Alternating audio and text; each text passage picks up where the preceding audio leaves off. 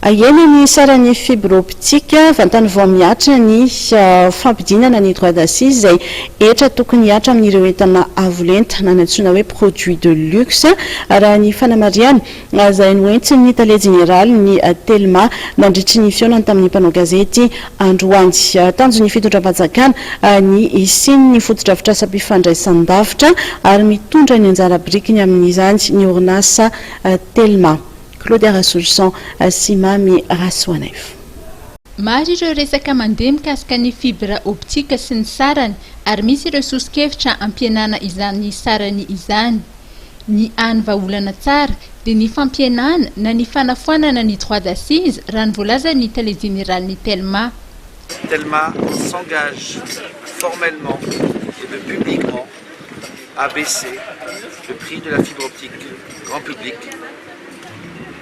d'autant que la baisse des droits d'assises multipliée par 10. Si les droits d'assises baissent de 5 points, nous baisserons de 50% la fibre optique. C'est-à-dire que nous diviserons le prix par 2 et pas dans 1 an, dans 2 ans, dans 3 ans, le temps de construire une quelconque fibre optique, c'est immédiatement le lendemain de l'effectivité de la baisse des droits d'assises. La fibre optique baissera.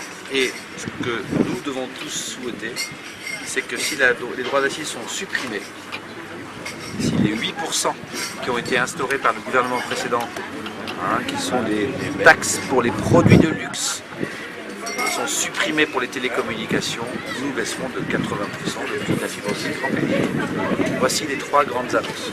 Arak'izany, nanambarany avy eo anivon'ny Telma fa hiena 10 isanjato ny saran'ny fibre optika ho an'ny daolobe raha toka miena 2 isanjato izay droit d'assise izay. Ary miena hatrany amin'ny atsasany na 50 isanjato ny saran'ny fibre optique raha miena 5 isanjato izay droit d'assise izay. Raha foana arak'izany ny droit d'assise izay 20 isanjato napetraky ny gouvernement teo aloha dia hiena hatramin'ny 20 isanjato ny saran'ny fibre optique io. Zary lasa tolotra ilaina amin'ny fiainana andavanandro moa ny connexion internet ka tsy tokony hitataovana etra be. Ny teti-bola-panjakana na ny teti-bola-panjakana asipantsina no mamaritra ny tany droit d'assise izay. Tanjon'ny fitondram-panjakana tarehan'ny Flo Andro Rajoelina ny ananana foto-drafitra satserasera sy fampitandavitra moderna iantoana ny fampandrosoana aingana ary tsy mitanila eto amin'ny firenena. Fantatra nandritry ny tafa nataon'ny Telma tamin'ny mpanao gazety teny amin'ny Cinepax Ankohondranandroany fa manafaingana ny fampiasam-bola amin'ny foto-drafitra samatanjaka izay manaraka ny fenitra iraisam-pirenena ny Telma. Ny faharoa ambin'ny folo Jolay lasa teo dia nisy ny fanaovatsy ny fifanarahana goavana niarahan'ny Telma tamin'ny Ericsson. 100 tapitrisa dolara amerikana no fampiasam-bola anatin'ny 4 taona raha ny voalazan'ny Tale Général.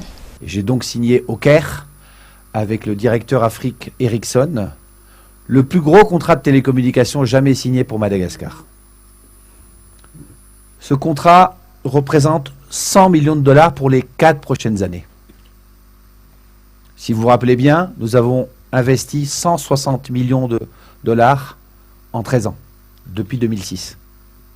Nous allons investir 100 millions pour les 4 prochaines années pour couvrir tout le pays. Tafapetraka ihany koa ny câble sous-marin fibre optique mampifandray ny Ambanja sy Nosy ary roa tapitrisa euro ny fampiasam-bola tamin'ity taona ity izay ahafana mampiroborobo ihany koa ny fizahan-tany ao Nosy.